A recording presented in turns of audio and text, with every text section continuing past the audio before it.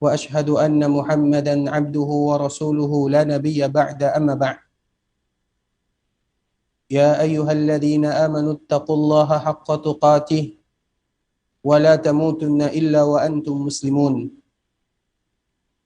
يا أيها الناس اتقوا ربكم الذي خلقكم من نفس واحدة وخلق منها زوجها وبث منهما رجالا كثيرا ونساء واتقوا الله الذي تساءلون به والأرحام إن الله كان عليكم رقيبا يا أيها الذين آمنوا اتقوا الله وقولوا قولا سديدا يصلح لكم أعمالكم ويغفر لكم ذنوبكم ومن يطع الله ورسوله فقد فاز فوزا عظيما أما بعد فإن أصدق الحديث كتاب الله وخير الهدى هدى محمد صلى الله عليه وسلم وشر الأمور محدثاتها فإن كل محدثة بدعة وكل بدعة ضلالة. Ikhwatal Islam, saudara kaum muslimin, para jemaah rahimani wa rahimakumullah. Alhamdulillah, puja dan puji kita aturkan untuk Allah Azza wa Jal. Allah yang senantiasa melimpahkan karunia taufik hidayah kepada kita bersama.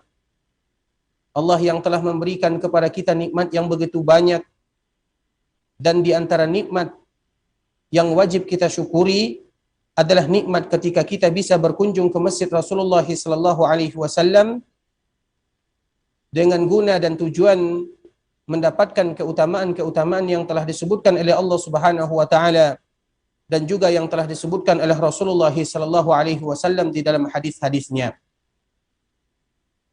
Kemudian salawat beriringkan salam semoga tetap tercurahkan buat baginda Rasulullah sallallahu alaihi wasallam, uswah dan qudwah kita bersama. Allah Subhanahu wa taala memberikan kepada kita kesempatan kita bisa datang ke Masjid Rasulullah sallallahu alaihi wasallam, dan kita harus tahu mereka yang datang ke Masjid Rasulullah sallallahu alaihi wasallam seolah-olah mereka sedang bertetangga dengan Rasulullah sallallahu alaihi wasallam. Dan itu merupakan karunia yang sangat besar. Dan siapa di antara kita yang tidak menginginkan bertetangga dengan nabinya yang mulia sallallahu alaihi wasallam?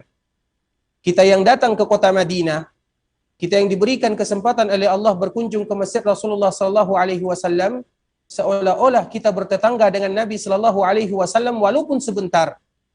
Sehingga kita memanfaatkan momen yang indah tersebut untuk melakukan ibadah yang diridhai oleh Allah Subhanahu wa taala. Ibadah sesuai dengan sunnah Nabi sallallahu alaihi wasallam. Dan di antara salah satu ibadah tersebut adalah sering-sering kita mengucapkan dan memanjatkan salawat untuk Rasulullah sallallahu alaihi wasallam. Dan kita juga mengetahui tentunya perkara salawat adalah bagian daripada ibadah. Karena Allah sendiri yang memulai dengan dirinya, innallaha wa malaikatahu yusalluna 'alan nabi.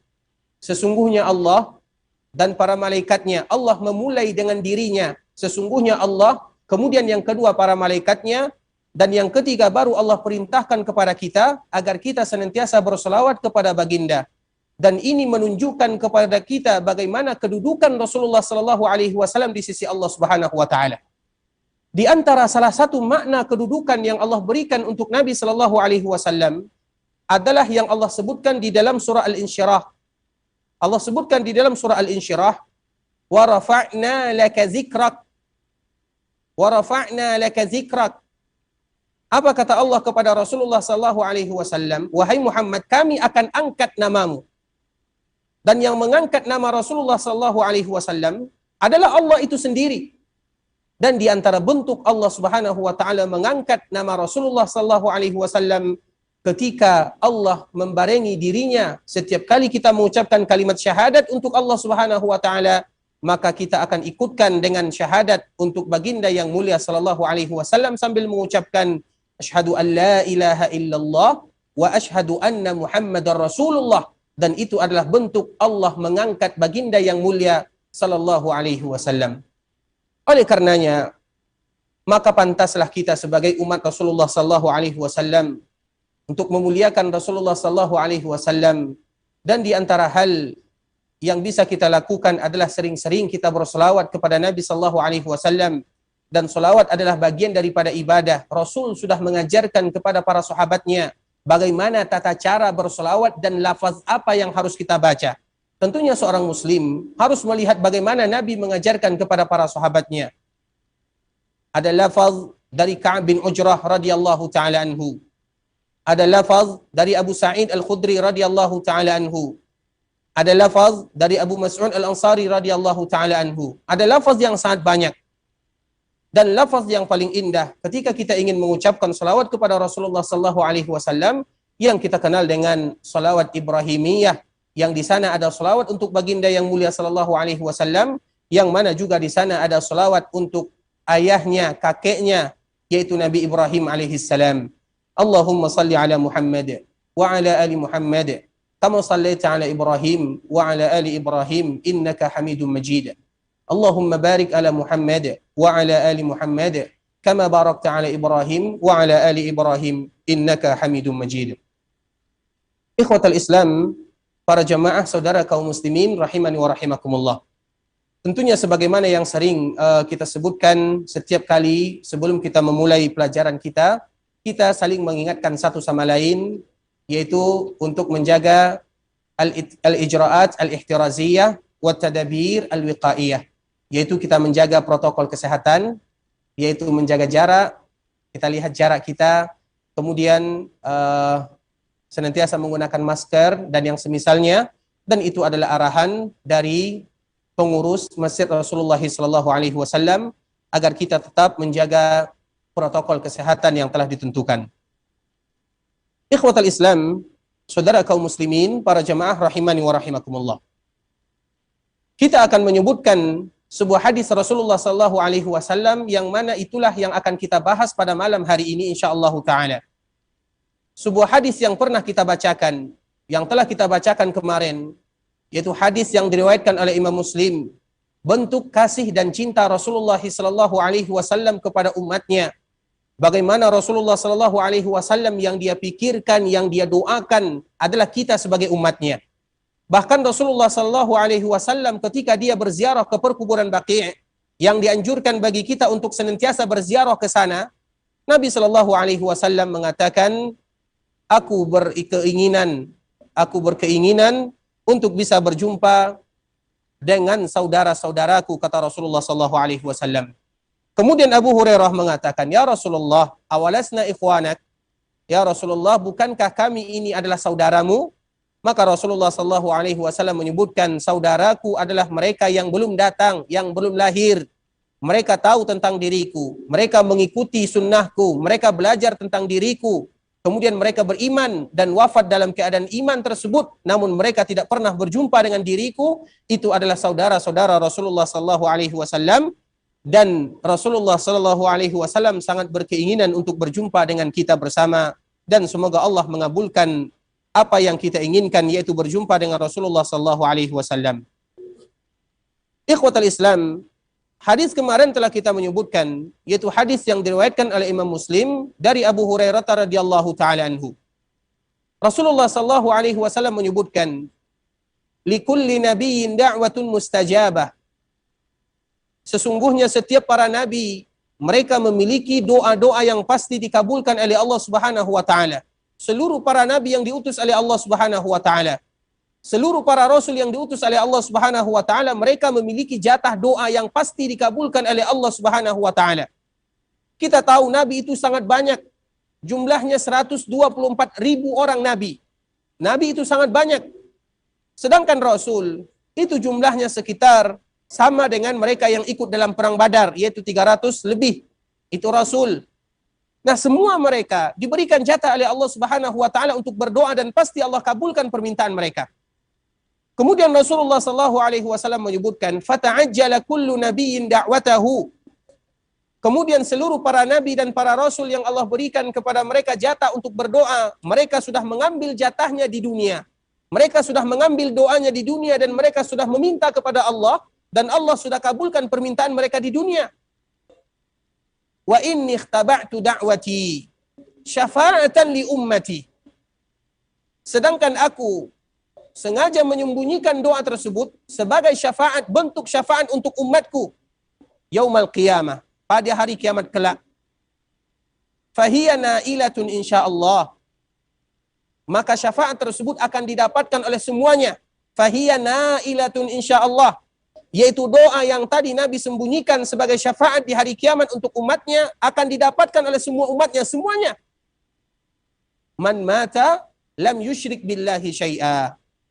Apa syaratnya? Yaitu bagi mereka yang wafat, bagi mereka yang meninggal, dan mereka tidak pernah melakukan yang namanya kesyirikan.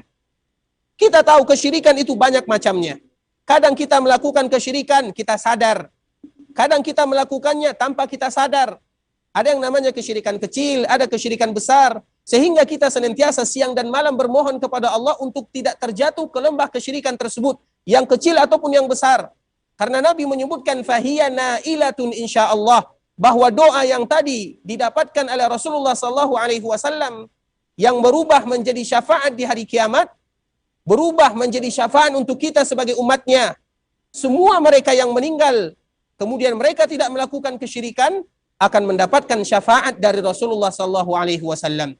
Sehingga kenapa kita harus belajar tentang akidah, belajar tentang tauhid, mengetahui hal-hal yang bisa membatalkan keislaman, mengetahui hal-hal yang bisa membatalkan tauhid atau akidah itu sendiri, agar kita mendapatkan syafaat dari Nabi SAW. Itu yang kita inginkan. Sehingga dakwah yang pertama yang Nabi anjurkan kepada para sahabatnya ketika Nabi mengutus semua para sahabat. Nabi SAW mengatakan kepada para sahabatnya agar dakwah yang mereka ajak pertama adalah ila an yuwahhidullah. Bagaimana umat tersebut betul-betul beribadah kepada Allah Subhanahu wa taala. Kenapa? Untuk atau agar kita bisa mendapatkan syafaat yang telah dijanjikan oleh Rasulullah SAW. Dan pembahasan kita pada malam hari ini yaitu berkisar antara syafa'ah, babus syafa'ah. Hal-hal yang berkaitan dengan syafaat. Kita tahu syafaat itu adalah artinya sebagai perantara. Syafaat itu artinya adalah sebagai perantara. Kita mencari orang untuk menyampaikan kepada orang lain itu disebut dengan syafaat. Itu syafaat. Dan syafaat ini dianjurkan oleh Allah Subhanahu wa taala kalau seandainya berhubungan atau urusannya dengan manusia. Makanya kita dianjurkan memberikan syafaat kepada saudara kita, memberikan syafaat kepada keluarga kita. Isfa'u tu'jaru. Kata Rasulullah SAW, salinglah kalian memberikan syafaat, maka kalian akan mendapatkan pahala. Dan juga Allah Subhanahu wa taala menyebutkan wa may yashfa' syafa'atan hasanah. Dan barang siapa yang memberikan syafaat, yaitu syafaat yang baik, maka Allah akan memberikan kepada mereka pahala. Karena syafaat itu ada yang baik, ada yang tidak baik. Dan Allah Subhanahu wa taala mengkhususkan yaitu antara kita bermuamalah satu dengan yang lainnya, bagaimana memberikan syafaat yang terbaik, bahkan itu adalah bentuk saling tolong-menolong antara kita dengan saudara kita. Sedangkan urusan syafaat dengan Allah Subhanahu wa taala tentunya berbeda. Urusan syafaat dengan Allah Subhanahu wa taala itu berbeda. Karena Allah tidak boleh kita samakan dengan makhluknya. Seluruh perkara yang Allah lakukan itu tidak boleh disamakan dengan makhluknya. Laisa kamitslihi syai' wa huwas samiul basir. Allah menyebutkan di dalam surah Asy-Syura, laisa kamitslihi syai', tidak ada satupun yang boleh disamakan dengan Allah Subhanahu wa taala. Laisa kamitslihi syai' wa huwas samiul basir, dan Allah Maha mendengar dan Maha melihat. Maknanya apa? Ketika kita saling memberikan syafaat satu dengan yang lainnya, tidak boleh kita samakan dengan Allah Subhanahu wa taala. Dan bentuk kekeliruan yang terjadi mulai dari zaman jahiliyah adalah karena mereka menyamakan Allah dengan makhluknya, karena mereka beranggapan kalau seandainya kita ingin bertemu dengan orang penting, maka kita harus ada perantara. Kalau bahasa kitanya ajudan. Sehingga mereka mencari siapa ajudannya. Siapa ajudan yang dilakukan oleh orang atau siapa ajudan yang diminta oleh orang-orang musyrikun di zaman jahiliyah, yaitu berhala-berhala yang telah mereka letakkan di samping Ka'bah.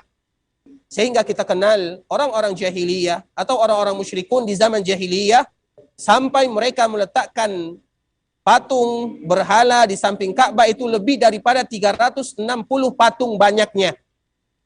Mereka itu bukan berarti menyembah berhala secara langsung, tidak. Namun mereka ingin meminta syafaat kepada Allah Subhanahu wa taala. Sehingga Allah Subhanahu wa taala abadikan kisah mereka di dalam surah Az-Zumar.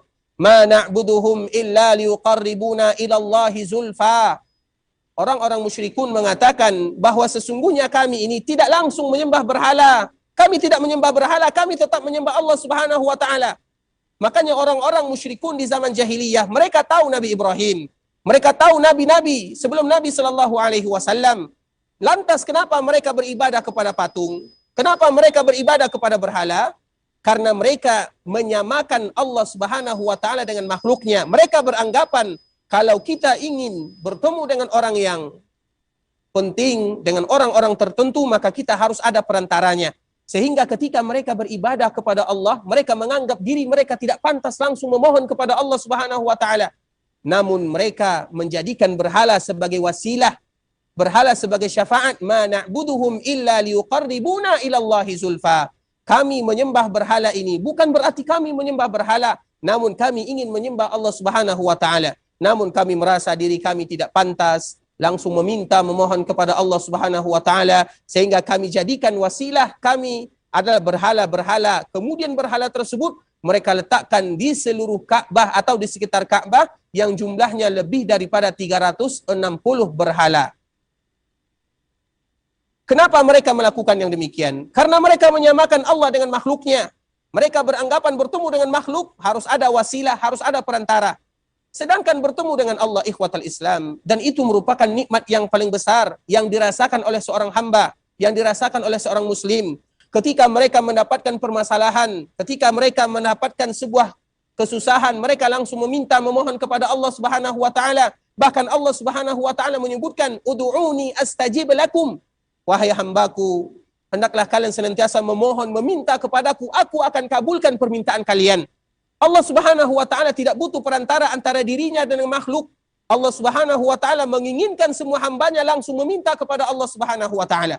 Sehingga di dalam sebuah hadis yang kita kenal dengan hadisun nuzul. Hadis nuzul itu yaitu hadis yang disebutkan oleh Rasulullah sallallahu alaihi wasallam di antara salah satu yang Allah Subhanahu wa taala lakukan untuk membuka jalan bagi para hambanya yang ingin meminta dan berdoa kepada Allah. Apa kata Rasulullah sallallahu alaihi wasallam? Yanzilu Rabbuna ila sama'id dunya hina yabqa thuluthul lailil akhir. Sesungguhnya Allah Subhanahu wa taala turun ke langit dunia setiap tersisa sepertiga malam terakhir. Kemudian apa kata Allah Subhanahu wa taala?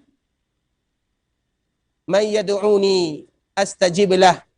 Man yastaghfiruni aghfir lah. Siapa yang meminta kepadaku, aku akan kabulkan.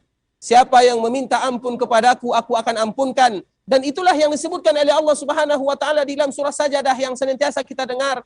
Tatajafa junubuhum 'anil madaji' yad'una rabbahum khaufan wa tama'a. Di malam hari seorang hamba, mereka tidak menghabiskan waktunya untuk tidur semuanya. Namun di akhir atau di malam terakhir, sebelum masuknya waktu subuh, lambung mereka itu jauh dari tempat tidurnya. Maknanya apa? Yaitu mereka memanfaatkan waktunya untuk beribadah kepada Allah, karena waktu ini adalah waktu yang paling diijabah oleh Allah Subhanahu wa taala. Allah Subhanahu wa taala menginginkan hambanya langsung meminta kepada Allah apapun permasalahan kita.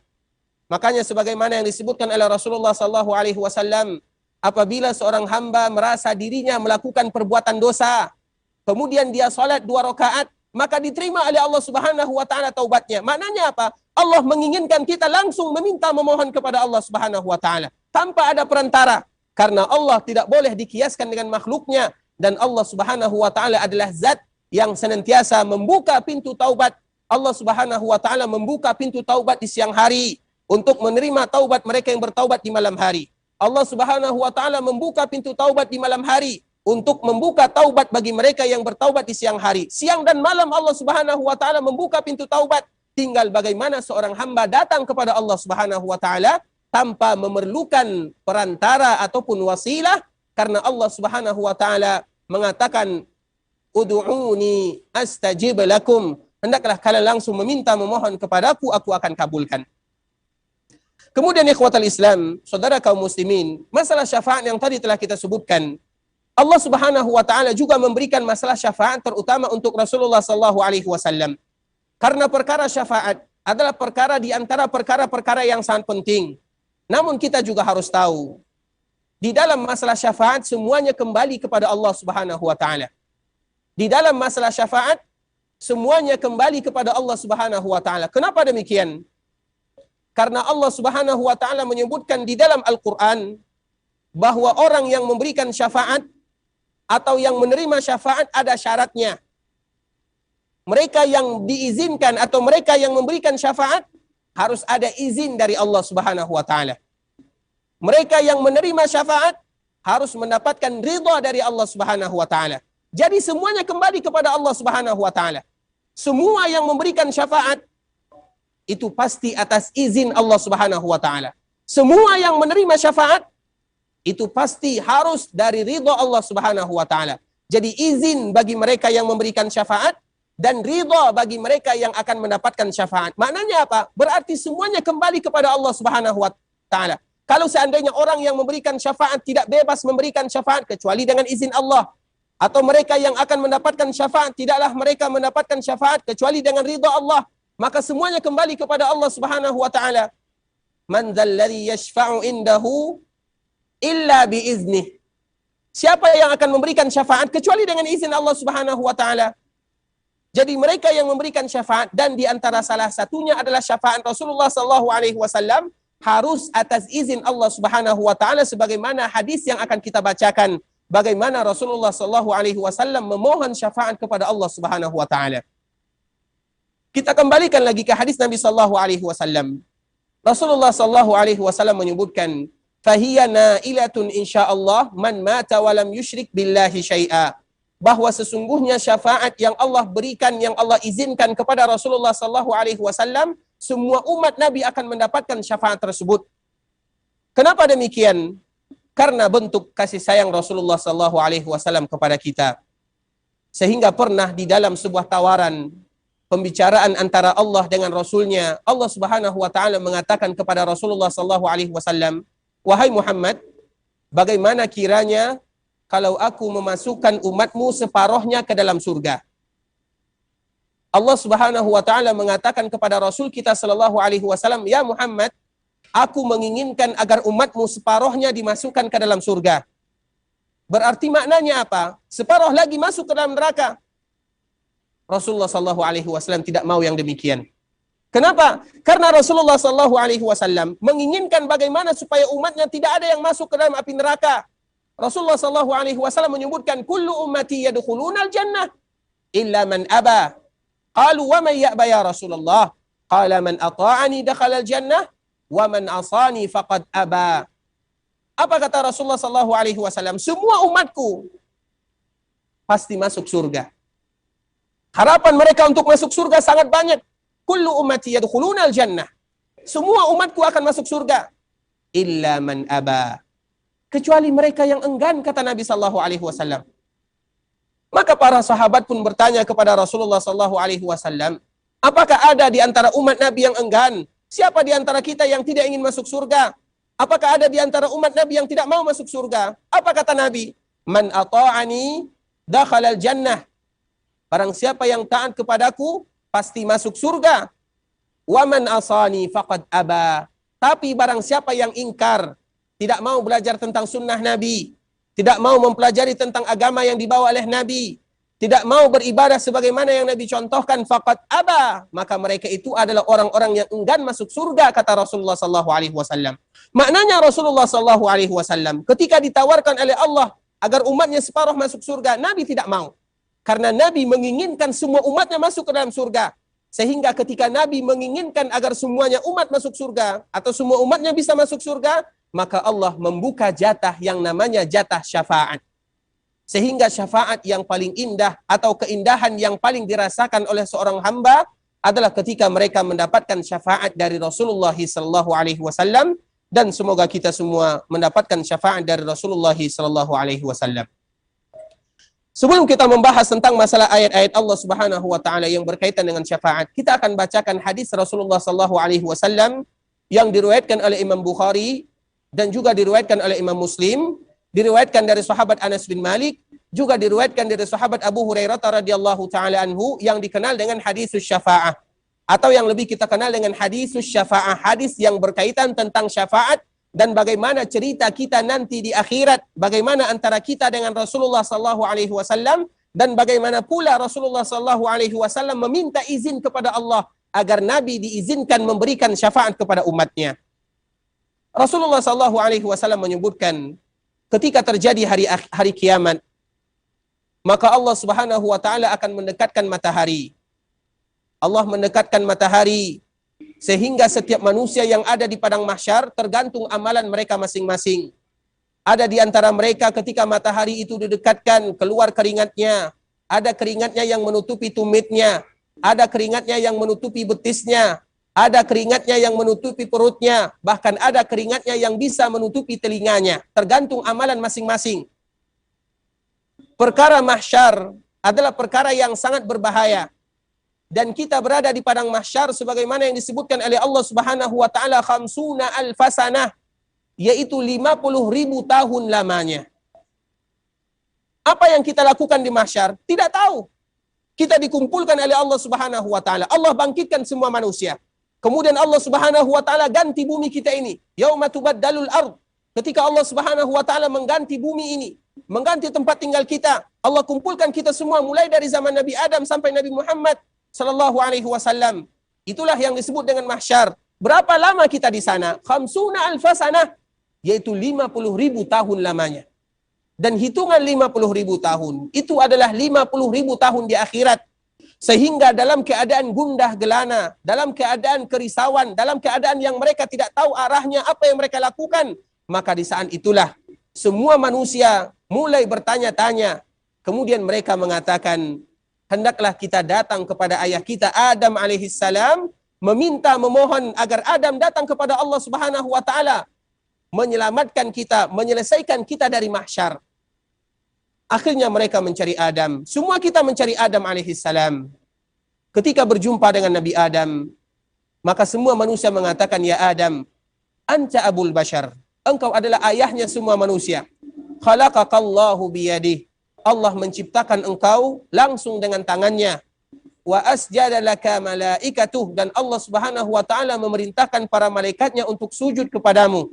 Kita menyebutkan keutamaan yang Allah berikan kepada Adam alaihissalam. Kemudian apa kata Nabi Adam setelah mendengarkan semua manusia datang meminta syafaat kepadanya? Apa kata Nabi Adam? Nafsi, nafsi, nafsi. Aku tidak bisa memberikan syafaat kepada kalian. Aku takut kepada diriku, aku malu kepada Allah Subhanahu wa taala. Karena aku pernah dilarang oleh Allah untuk memakan sebuah buah. Kemudian aku tetap memakannya, aku malu kepada Allah. Nafsi, nafsi, nafsi. Aku tidak bisa memberikan syafaat kepada kalian, kata Nabi Adam. Maka hendaklah kalian datang kepada Nabi Nuh. Semua orang pun akhirnya berbondong-bondong datang kepada Nabi Nuh. Kemudian ketika berjumpa dengan Nabi Nuh alaihissalam, maka semuanya mengatakan, ya Nuh, wahai Nuh, anta awwalur rusul. Engkau adalah Rasul yang pertama yang Allah utus ke permukaan dunia. Tidakkah engkau melihat bagaimana keadaan kami yang ada di padang mahsyar? Kami tidak tahan lagi. Kami memohon kepadamu untuk datang kepada Allah Subhanahu wa taala agar Allah mempercepat hisab. Padahal itu masih di padang mahsyar, belum lagi hisab. Kemudian ketika semua manusia mengatakan yang demikian kepada Nabi Nuh alaihi salam, jawaban Nabi Nuh sama. Aku malu kepada Allah Subhanahu wa taala karena aku meminta sesuatu yang tidak diizinkan bagiku untuk memintanya. Nafsi, nafsi, nafsi, kata Nabi Nuh. Diriku, diriku, diriku, aku tidak bisa memberikan pertolongan kepada kalian. Hendaklah kalian datang kepada Nabi Ibrahim. Maka akhirnya semua manusia datang kepada Nabi Ibrahim. Kemudian setelah berjumpa dengan Nabi Ibrahim, maka semua kita mengatakan, ya Ibrahim, engkau adalah Khalilullah. Engkau adalah kekasih Allah Subhanahu wa taala. Ala tara ila ma nahnu fih. Tidakkah engkau memperhatikan bagaimana keadaan kami sekarang? Tidakkah engkau kasihan melihat keadaan kami? Tidakkah engkau ingin datang kepada Allah, memberikan atau meminta syafaat kepada Allah Subhanahu wa taala? Apa kata Nabi Ibrahim? Nafsi, nafsi, nafsi. Sama jawabannya. Diriku, diriku, diriku, aku malu kepada Allah karena aku dulu pernah melakukan kebohongan 3 kali banyaknya, kata Nabi Ibrahim alaihissalam. Hendaklah kalian datang kepada Nabi Musa. Kita pun datang kepada Nabi Musa sambil mengucapkan, wahai Musa, engkau adalah kalimullah, engkau adalah Nabi yang Allah langsung berbicara dengan dirimu. Tidakkah engkau memperhatikan bagaimana keadaan kami di padang mahsyar?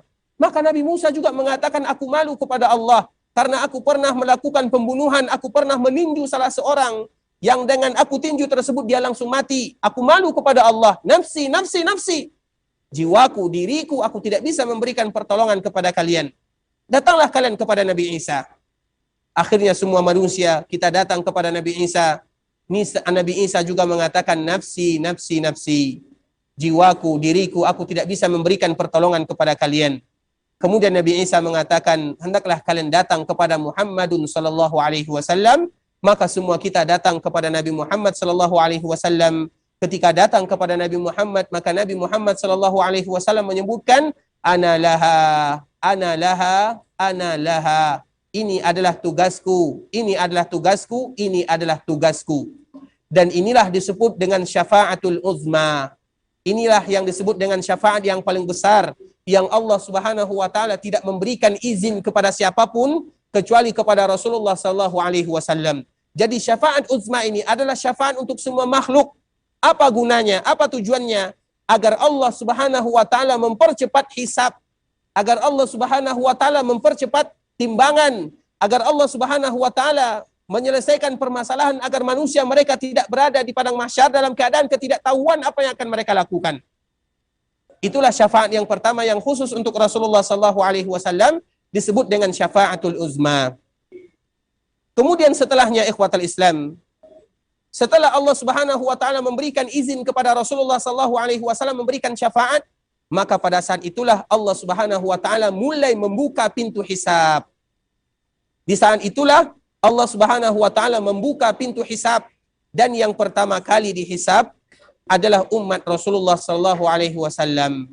Rasulullah sallallahu alaihi wasallam menyebutkan, nahnul akhirunal awwalun. Kita adalah umat yang terakhir. Namun yang pertama kali dihisab adalah kita sebagai umat Rasulullah sallallahu alaihi wasallam. Ada kabar gembira, namun ada juga kabar duka di sana. Apa kabar gembiranya?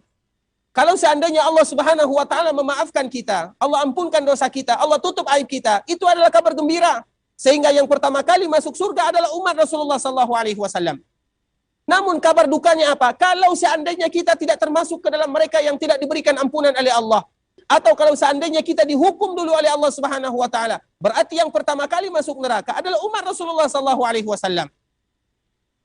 Sehingga Nabi menyebutkan, nahnul akhirunal awwalun. Kita adalah umat yang terakhir, namun kita yang pertama kali dihisab oleh Allah Subhanahu wa taala. Dan kita tahu, hisab itu satu-satu, ikhwatal Islam. Dan hisab itu berbeda antara satu dengan yang lainnya. Bagi mereka yang beriman, bagi mereka yang beramal saleh, bagi mereka yang melakukan kebaikan, bagi mereka yang senantiasa meminta, memohon kepada Allah, bagi mereka yang timbangan amalannya lebih banyak daripada timbangan dosanya. Apa kata Allah Subhanahu wa taala? Mereka ini dihisab oleh Allah Subhanahu wa taala waktu yang tidak lama, hisaban yasira, yaitu hisab yang sebentar saja. Bahkan disebutkan di dalam sebuah riwayat, hisab bagi mereka yang taat beribadah kepada Allah, mereka yang memanfaatkan waktunya untuk beribadah kepada Allah, itu sama jaraknya antara asar dengan maghrib saja. Sebentar saja mereka dihisab oleh Allah Subhanahu wa taala. Dan kita harus tahu, hisab itu ada dua macamnya. Yang pertama disebut dengan hisab yang mudah, hisaban yasira. Yang kedua hisaban asira, yaitu hisab yang sulit. Hisab yang mudah ini, apa contohnya? Allah Subhanahu wa taala memanggil hambanya. Kemudian Allah Subhanahu wa taala membacakan semua catatan amalan hamba tersebut. Allah membacakan catatan amalan hamba tersebut mulai dari dia balik, mulai dari dia mukallaf. Allah bacakan semuanya, wahai fulan, pada hari ini, pada waktu ini kamu melakukan ini. Wahai fulan, di hari ini kamu melakukan ini. Di hari itu kamu melakukan itu. Semuanya dibaca oleh Allah Subhanahu wa taala. Sehingga ketika Allah membaca dosa-dosa yang dilakukan oleh hamba tersebut, maka hamba ini mengatakan, tidak akan ada lagi jalan keselamatan bagi diriku. Dia melihat di kanannya neraka, dia juga melihat di kirinya neraka. Dia menyangka bahwa dirinya akan hancur dan masuk ke dalam api neraka.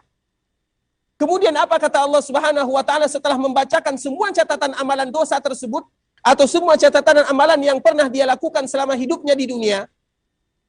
Allah Subhanahu wa taala mengatakan, wahai hambaku, ketahuilah bahwa sesungguhnya dosa-dosa yang pernah kamu lakukan, aku tutup, kata Allah Subhanahu wa taala. Aku tutup semua dosamu, aku ampunkan dosamu. Dan itulah disebut dengan arad. Arad itu artinya adalah hisab yang mudah, yaitu Allah Subhanahu wa taala memaafkan hambanya. Dan semua kita sadar, semua kita melakukan dosa dan maksiat. Hari-hari kita melakukan dosa. Siang dan malam kita melakukan dosa dan maksiat. Kita tahu dan kita sadar siapa diri kita. Namun yang kita harapkan adalah karunia taufik, hidayah dari Allah Subhanahu wa taala. Yang kita inginkan adalah arad, yaitu ketika Allah membaca semua kesalahan yang pernah kita lakukan, di akhir pembacaan tersebut Allah mengatakan, wahai hambaku, ketahuilah, semuanya aku tutup dosamu, aku maafkan kesalahanmu, aku masukkan kamu ke dalam surga. Dan itulah disebut dengan hisabun yasir.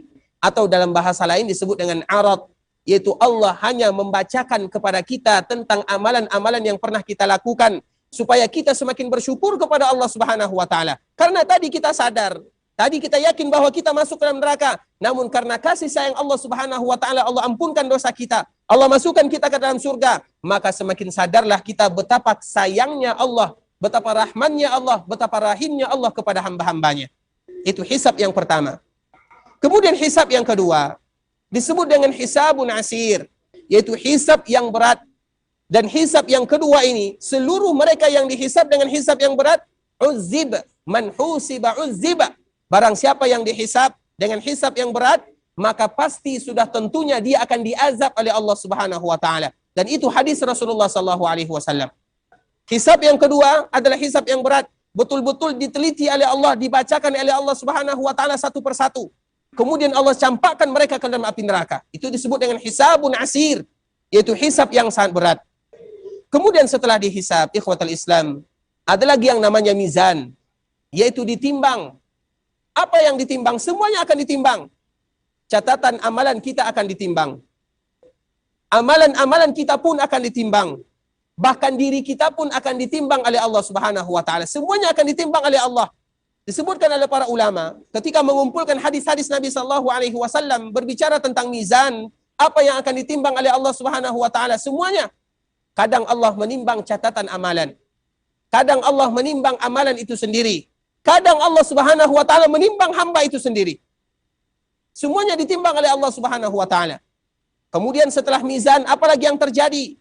Di sana ada yang namanya sirat. Di sana ada namanya sirat.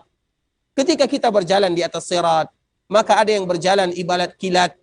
Ada mereka yang berjalan ibarat orang yang naik di atas kuda yang sangat kencang. Ada mereka yang berlari, ada mereka yang berjalan biasa. Bahkan ada di antara mereka yang berjalan di atas sirat dalam keadaan merangkak. Ada mereka yang selamat, namun dalam keadaan sudah tergores, dalam keadaan sudah diazab, dalam keadaan tubuhnya sudah cabik-cabik. Ada di antara mereka yang tidak selamat karena di bawah sirat itu ada yang namanya Jahannam. Dan kita tahu mereka yang melewati sirat adalah mereka-mereka yang beriman kepada Allah Subhanahu wa taala.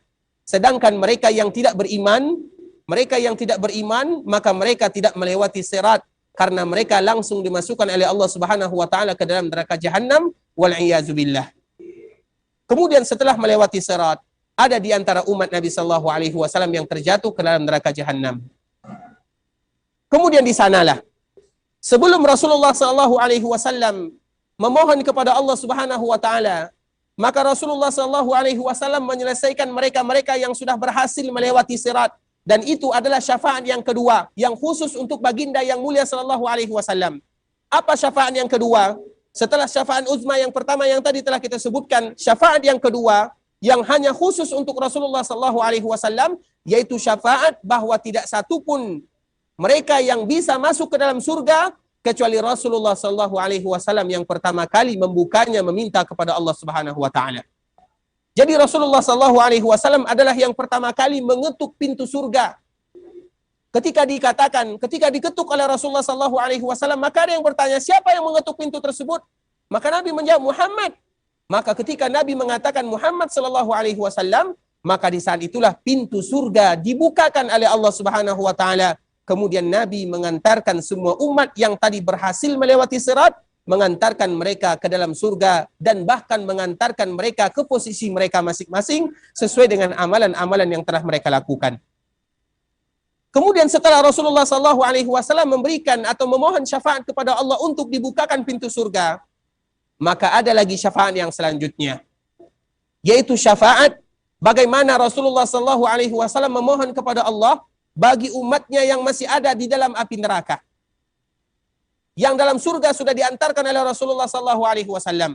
Karena Rasulullah SAW sudah meminta kepada Allah dibukakan surga, kemudian tinggal bagi mereka yang masih tersisa di dalam api neraka. Maka di sanalah Rasulullah SAW datang kepada Allah Subhanahu wa taala. Rasulullah SAW sujud. Rasulullah SAW datang sujud kepada Allah Subhanahu wa taala. Kemudian ketika Rasulullah SAW sujud, apa kata Allah Subhanahu wa taala? Ya Muhammad, irfa' ra'sak wasal tu'ta wasfa' tusyaffa'. Wahai Muhammad, angkat kepalamu, minta aku akan kabulkan, berikan syafaat aku akan memberikan syafaat. Apa kata Rasulullah SAW? Ya Allah, umatku masih banyak di antara mereka yang ada di dalam api neraka. Aku memohon meminta kepadamu agar engkau izinkan aku memberikan syafaat dan agar engkau ridhai mereka supaya mereka bisa keluar dari api neraka tersebut. Itu yang diminta oleh Rasulullah SAW. Kemudian apa kata Allah Subhanahu wa taala? Intalik, silakan engkau berangkat, lihat mereka yang ada di dalam api neraka, kata Allah Subhanahu wa taala. Bagi mereka yang masih memiliki keimanan sebesar gandum atau sebesar beras, keluarkan mereka dari api neraka. Rasulullah SAW melihat umatnya yang ada di dalam api neraka yang masih memiliki keimanan walaupun sebesar beras, sebesar gandum. Maka semua atas izin Allah Subhanahu wa taala dan atas keridhaan Allah Subhanahu wa taala keluar umat yang sangat banyak sekali di antara umat Rasulullah SAW. Kemudian setelah mereka keluar, maka mereka mandi di sebuah sungai yang bernama Nahrul Haya, yaitu sungai kehidupan.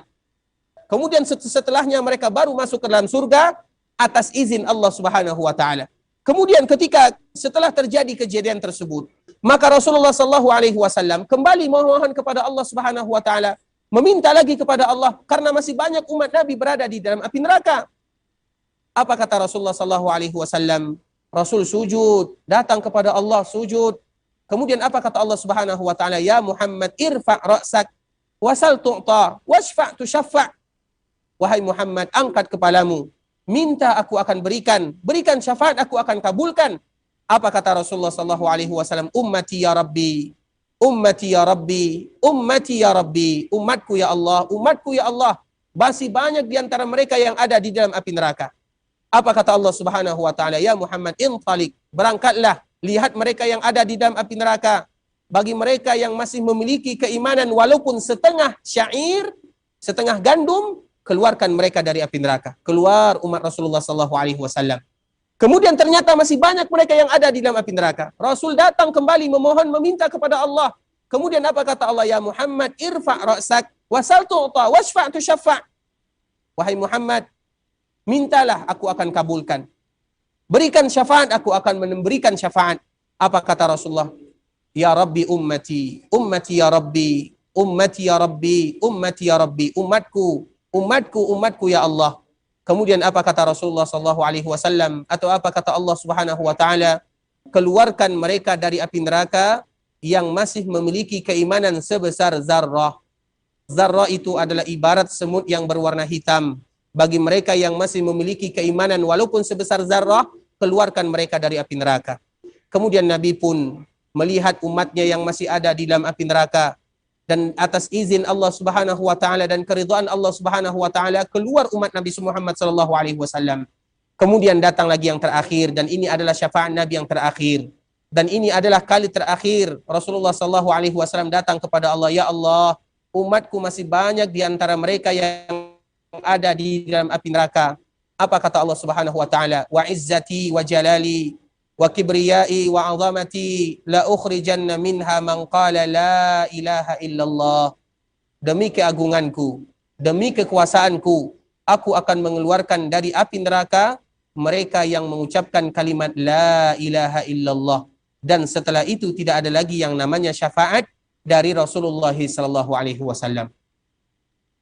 Kemudian ikhwatal Islam, ini adalah syafaat yang kedua.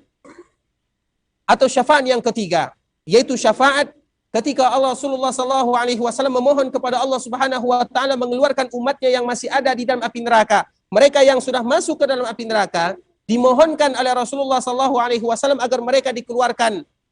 Dan yang terakhir, sebagaimana tadi yang telah kita sebutkan, wa izzati wa jalali wa kibriyai wa azamati la ukhrijanna minha man qala la ilaha illallah. Barang siapa yang mengucapkan la ilaha illallah, aku akan keluarkan mereka dari api neraka. Dan ini merupakan syafaat yang terakhir, dan itu adalah syafaat Allah Subhanahu wa taala. Karena yang memberikan syafaat itu sangat banyak. Para nabi memberikan syafaat, para malaikat memberikan syafaat, teman-teman yang baik memberikan syafaat, orang tua memberikan syafaat, anak-anak memberikan syafaat, orang-orang saleh memberikan syafaat, orang-orang yang syahid memberikan syafaat, para ulama memberikan syafaat, dan yang terakhir, yang tersisa adalah syafaat dari Allah Subhanahu wa taala, dan itu adalah bentuk rahman rahim Allah Subhanahu wa taala. Syafaat Allah Subhanahu wa taala mengatakan, la ukhrijanna minha man qala la ilaha illallah. Aku akan keluarkan mereka yang mengucapkan la ilaha illallah dari api neraka tersebut. Kemudian syafaat apa lagi? Syafaat yang khusus untuk Rasulullah sallallahu alaihi wasallam adalah syafaat untuk pamannya Abu Talib. Kita mengetahui Rasulullah sallallahu alaihi wasallam memiliki paman. Paman Rasulullah sallallahu alaihi wasallam disebutkan jumlahnya ada 10 orang atau 12 orang atau 13 orang. Namun mereka yang masih hidup ketika Nabi sudah menjadi Nabi dan menjadi Rasul tersisa 4 orang.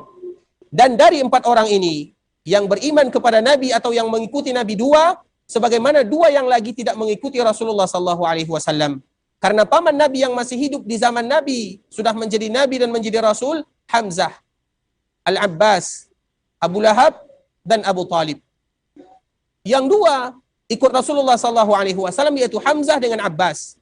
Yang 2-nya tidak ikut Nabi SAW, yaitu Abu Lahab dengan Abu Talib.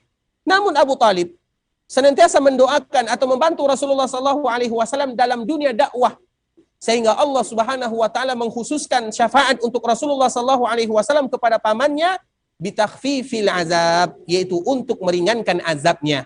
Dan itu adalah syafaat yang khusus untuk Rasulullah SAW. Dari sini dapat kita ambil pelajaran ikhwatal Islam, bahwa syafaat itu ada macamnya. Yang pertama ada syafaat yang khusus untuk Rasulullah SAW. Yang kedua ada syafaat yang khusus untuk Nabi, dan juga untuk nabi-nabi yang lainnya, dan juga untuk yang lainnya. Yang pertama syafaat yang khusus untuk Rasulullah SAW adalah syafaatul uzma, yaitu syafaat yang tadi telah kita bacakan. Yang kedua, syafaat agar dibukakan pintu surga, itu khusus untuk Nabi SAW. Dan yang ketiga adalah syafaat Nabi SAW untuk pamannya Abu Talib. Kemudian sisanya adalah untuk Nabi dan juga untuk selain Nabi. Apa? Yang pertama, mereka yang pantas masuk ke dalam api neraka, kemudian diberikan syafaat oleh para Nabi agar mereka tidak jadi masuk ke dalam api neraka.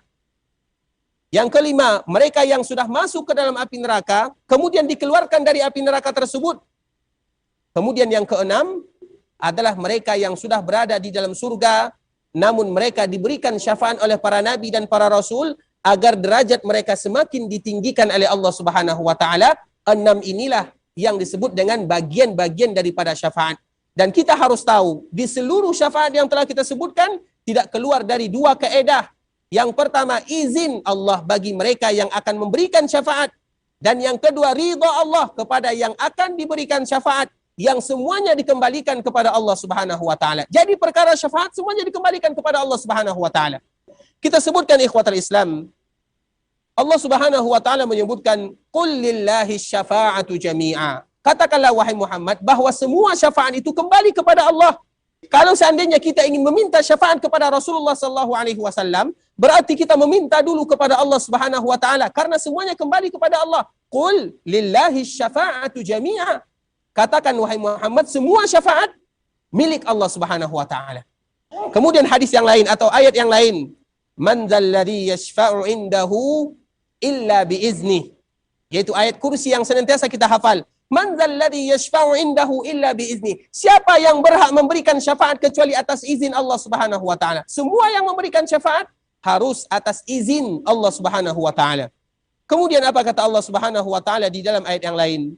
Wa kam min malakin fis samawati la tughni syafa'atuhum syai'a illa min ba'di an ya'zana Allahu liman yasha'u wa yarda.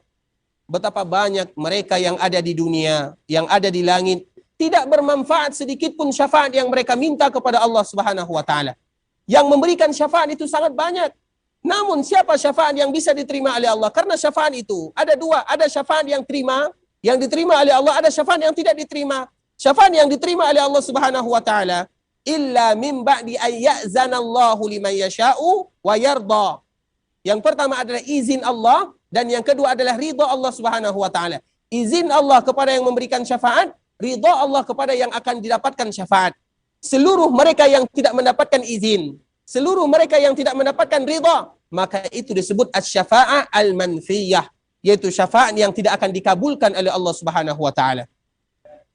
Kemudian ikhwatal Islam, ayat yang lain Allah Subhanahu wa taala menyebutkan, qul ud'ul ladzina za'amtum min dunillah la yamlikuna mithqala dzarratin fis samawati wala fil ard wama lahum fihima min syirkin wama lahu minhum min dhahir wala tanfa'u syafa'atu 'indahu illa liman azina lah wala tanfa'u syafa'atu 'indahu illa liman azina lah.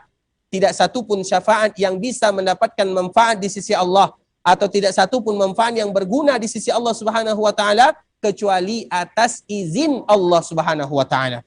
Kemudian yang terakhir, yaitu hadis yang kita bacakan, hadis Abu Hurairah radhiyallahu taala anhu. Rasulullah sallallahu alaihi wasallam pernah ditanya oleh Abu Hurairah, "Man as'adun nasi bi syafa'atik?" Qala man qala la ilaha illallah khalisan min qalbi, fatilka syafa'atu li ahli al-ikhlas bi iznillah wa la takunu liman asyraka billah. Yaitu hadis Abu Hurairah radhiyallahu taala anhu. Ketika dia pernah bertanya kepada Rasulullah sallallahu alaihi wasallam, "Ya Rasulullah, man as'adun nasi bi syafa'atik?" Siapakah manusia yang paling bahagia mendapatkan syafaat dari Rasulullah sallallahu alaihi wasallam? Maka Rasulullah sallallahu alaihi wasallam mengucapkan, "Man qala la ilaha illallah khalisan min qalbi," yaitu mereka yang mengucapkan la ilaha illallah betul-betul ikhlas dari dalam dirinya. Sehingga syarat syafaat ini dari hadis yang telah kita bacakan syaratnya menjadi 3. Yang pertama adalah izin Allah kepada yang memberikan syafaat. Yang kedua, ridha Allah kepada mereka yang akan mendapatkan syafaat. Dan yang ketiga, mereka-mereka yang menerima syafaat tersebut harus betul-betul melaksanakan konsekuensi daripada la ilaha illallah. Karena tadi telah kita sebutkan, Allah Subhanahu wa taala menyebutkan, la ukhrijanna minha man qala la ilaha illallah. Mereka yang mengucapkan la ilaha illallah, aku akan keluarkan mereka dari api neraka. Namun bukan hanya sekedar mengucapkan la ilaha illallah. Karena banyak yang mengucapkan la ilaha illallah, namun mereka kekal di dalam api neraka.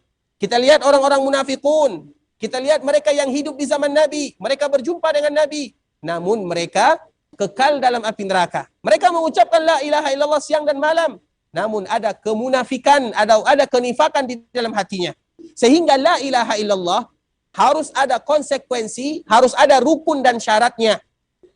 Dari sinilah sering kita sebutkan ikhwatal Islam, ketika kita mengucapkan la ilaha illallah bukan hanya sekedar ucapan dengan lisan, namun hati kita juga ikut, sebagaimana perbuatan kita juga ikut di dalam melaksanakan konsekuensi la ilaha illallah. Sehingga disebutkan oleh para ulama, rukun la ilaha illallah dan syarat la ilaha illallah. Rukun la ilaha illallah ada 2, supaya kita bisa mendapatkan syafaat sesuai dengan keikhlasan yang telah kita lakukan atau kita berikan kepada Allah. Yang pertama, an-nafyu. Yang kedua, al-isbat. La ilaha illallah. An-nafyu wal-isbat. An-nafyu, kita nafikan semua sesembahan selain Allah Subhanahu wa taala. Semua yang diibadati selain Allah, kita wajib kufur kepadanya. Kita harus ingkar kepadanya. Selain yang diibadati selain Allah Subhanahu wa taala, kita harus yakin tidak satu pun yang berhak diibadati kecuali Allah Subhanahu wa taala. Itu disebut dengan nafi. Kita nafikan an-nafyu. Kemudian yang kedua, al-isbat, yaitu kita isbatkan semua yang berhak dijadikan diibadati, yang disembah, tempat meminta, tempat memohon, isti'anah, istighasah, bertawakal, ar-raja, berharap, takut, itu semuanya hanya kepada Allah Subhanahu wa taala. Itu rukun la ilaha illallah. Kemudian yang kedua, syarat la ilaha illallah. Syarat la ilaha illallah. Bagi kita yang mengucapkan la ilaha illallah harus tahu rukunnya, harus tahu syaratnya, supaya kita bisa mendapatkan syafaat yang telah dijanjikan oleh Rasulullah sallallahu alaihi wasallam. Apa syaratnya? Disebutkan oleh para ulama, syaratnya ada 7. Ikhlasun, ilmun, yaqinun, ikhlasun, sidqun, mahabbatun, inqiyadun, qabulun. Ada 7 syaratnya. Ilmun, yaitu kita harus berilmu tentang la ilaha illallah. Kemudian yakin, kita harus yakin dengan la ilaha illallah. Kemudian ikhlas, harus ikhlas ketika kita mengucapkan la ilaha illallah. Kemudian mahabbah, kita harus cinta kepada la ilaha illallah. Kemudian sidqun, kita harus jujur. Kemudian inqiyadun, kita harus tunduk dan patuh. Kemudian yang terakhir adalah al-qabul, kita menerima seluruh konsekuensi daripada la ilaha illallah. Ilmun, yaqinun, ikhlasun, sidqun, mahabbatun, inqiyadun, qabulun. Ada 7 syarat bagi kita yang ingin mengucapkan la ilaha illallah. Dari sinilah baru kita akan mendapatkan sebagaimana yang telah disebutkan oleh Abu Hurairah radhiyallahu taala anhu ketika bertanya kepada Rasulullah sallallahu alaihi wasallam, "Man as'adun nasi bi syafa'atik?" Siapa mereka yang paling beruntung, yang paling berbahagia mendapatkan syafaatmu di hari kiamat kelak ya Rasulullah? Maka Rasulullah sallallahu alaihi wasallam mengatakan, "Man qala la ilaha illallah khalisan min qalbih." Yaitu bagi mereka yang mengucapkan la ilaha illallah betul-betul ikhlas dari dalam dirinya. Ikhwatal Islam, saudara kaum muslimin, para jemaah rahimani wa rahimakumullah, ini adalah beberapa hal yang berkaitan dengan syafaat, dan di antaranya adalah syafaat Rasulullah sallallahu alaihi wasallam, pembagian-pembagian syafaat yang telah kita sebutkan, bahwa semua syafaat dikembalikan kepada Allah Subhanahu wa taala sebagaimana firman Allah Subhanahu wa taala, "Qul lillahi syafa'atu jami'a." Katakanlah wahai Muhammad bahwa sesungguhnya syafaat itu akan kembali kepada Allah. Apabila kita mengetahui bahwa syafaat itu semuanya milik Allah Subhanahu wa taala, sehingga kita betul-betul datang, kita betul-betul memohon, kita betul-betul bersimpuh di hadapan Allah Subhanahu wa taala. Jangan pernah kita jadikan ibadah kita, rasa takut kita, rasa harap kita, rasa tawakal kita, rasa inabah kita, isti'anah kita, istighasah kita kecuali kepada Allah Subhanahu wa taala. Semuanya dikembalikan kepada Allah Subhanahu wa taala sehingga kita mendapatkan keridhaan Allah Subhanahu wa taala, agar kita termasuk di antara mereka-mereka yang diberikan syafaat oleh Rasulullah sallallahu alaihi wasallam. Karena tentunya cita-cita kita bersama tidak lain tidak bukan adalah bagaimana kita dimudahkan urusannya di akhirat, bagaimana kita dimudahkan perkaranya di akhirat, bagaimana kita mendapatkan syafaat, bahkan kita saling memberikan syafaat satu dengan yang lainnya. Kemudian bagaimana kita masuk surga tanpa dihisab dan tanpa diazab, dan itu adalah cita-cita kita bersama, dan semoga kita dikumpulkan oleh Allah Subhanahu wa taala ke dalam surganya. Ikhwatal Islam, saudara kaum muslimin, para jemaah rahimani wa rahimakumullah, mungkin pembahasan kita kita cukupkan dulu sampai di sini, dan kita senantiasa memberikan motivasi kepada kita bersama, terutama bagi kita yang zuwar, bagi kita yang datang melaksanakan ibadah umrah, untuk memanfaatkan waktunya semaksimal mungkin beribadah kepada Allah Subhanahu wa taala. Kita lebih memperbanyak kegiatan kita di Masjid Rasulullah sallallahu alaihi wasallam dibandingkan dengan di luar. Karena kita tahu ini merupakan nikmat Allah Subhanahu wa taala yang kita tidak tahu kapan lagi kita akan dipanggil oleh Allah Subhanahu wa taala. Kita tidak tahu kapan lagi kita bisa datang ke Masjid Rasulullah sallallahu alaihi wasallam. Sehingga semaksimal mungkin kita manfaatkan, kita habiskan waktu kita di Masjid Rasulullah sallallahu alaihi wasallam daripada kita menghabiskan waktu kita di luar. Kita menghabiskan waktu kita di Masjid Rasulullah sallallahu alaihi wasallam baik dengan melaksanakan salat, baik dengan melaksanakan zikir, baik dengan membaca Al-Qur'an, baik dengan hal-hal yang lainnya. Intinya bagaimana kita memanfaatkan momen kita selama berada di Masjid Rasulullah sallallahu alaihi wasallam betul-betul maksimal, sehingga ketika kita pulang berjumpa dengan keluarga, betul-betul Allah Subhanahu wa taala hapuskan semua dosa-dosa kita, dan Allah Subhanahu wa taala angkat derajat kita semuanya. Ikhwatul Islam, saudara kaum muslimin, kaum muslimat, ikhwani rahimani wa rahimakumullah, tentunya sebagaimana yang sering kita sebutkan setiap kali kita ikut pengajian, setiap kali kita duduk di Masjid Rasulullah sallallahu alaihi wasallam, kita senantiasa menyarankan untuk menjaga al-ijra'at al-ihtiraziyah wa tadabir al-wiqaiyah, yaitu jaga protokol kesehatan, kita menggunakan masker, kita menjaga jarak, dan untuk sementara kita tidak salaman terlebih dahulu. Intinya bagaimana kita berusaha satu dengan yang lainnya, yaitu menjaga protokol kesehatan yang telah ditentukan oleh pengurus Masjid Rasulullah sallallahu alaihi wasallam. Kita bermohon kepada Allah Subhanahu wa taala agar Allah Subhanahu wa taala mudahkan urusan kita, ampunkan dosa-dosa kita bersama. Allahumma ighfir lana dzunubana, Allahumma ighfir lana dzunubana, Allahumma ighfir lana dzunubana wa liwalidina warhamhuma kama rabbawna shighara. Allahumma inna nas'aluka bi asma'ikal husna wa sifatikal ula an taghfir lana dzunubana wa li masyaikhina wa lil muslimina ajma'in. Allahumma inna nas'aluka minal khairi kullih ajilihi wa ajilih ma 'alimna minhu wa ma lam na'lam wa na'udzubika minasy syarri kullih ajilihi wa ajilihi ma 'alimna minhu wa ma lam na'lam. Allahumma inna nas'aluka ma sa'ala bihi 'abduka wa nabiyyuka Muhammadin sallallahu alaihi wasallam wa na'udzu bika min syarri ma 'adza bihi 'abduka wa nabiyyuka Muhammadin sallallahu alaihi wasallam. Allahumma inna nas'aluka al-jannah wa ma qarraba ilaiha min qawlin wa 'amal wa na'udzu bika minan nar wa ma qarraba ilaiha min qawlin wa 'amal. Allahumma inna nas'aluka an taj'ala kulla qada'in qadaitahu lana khair. Allahumma hab lana min azwajina wa dhurriyyatina qurrata a'yun waj'alna lil muttaqina imama. Rabbana la tuzigh qulubana ba'da idh hadaitana wa hab lana min ladunka rahmah innaka antal wahhab. Rabbana zalamna anfusana wa illam taghfir lana wa tarhamna lanakunanna minal khasirin. Allahumma man ahyaitahu minna fa ahyihi 'alal iman. Allahumma man ahyaitahu minna fa ahyihi 'alal iman. Allahumma man ahyaitahu minna fa ahyihi 'alal iman wa man tawaffaitahu minna fatawaffihi 'alal islam wa man tawaffaitahu minna fatawaffihi 'alal islam. Ya muqallibal qulub tsabbit qulubana 'ala ta'atik.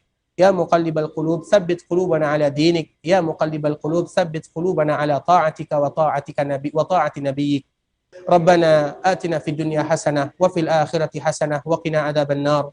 Ikhwatal Islam, yang benar dari Allah Subhanahu wa taala, yang salah dari diri kami pribadi karena kurangnya ilmu kami, karena kebodohan dan kejahilan kami. Kami mohon maaf kalau seandainya ada kata-kata yang salah, kata-kata yang silaf. Kita tutup dan membaca doa kafaratul majlis. Subhanakallahumma wa bihamdika asyhadu an la ilaha illa anta astaghfiruka wa atubu ilaik. Wa sallallahu wa sallim ala nabiyyina Muhammadin wa ala alihi wa sahbihi wa sallam tasliman katsira. Assalamualaikum warahmatullahi wabarakatuh.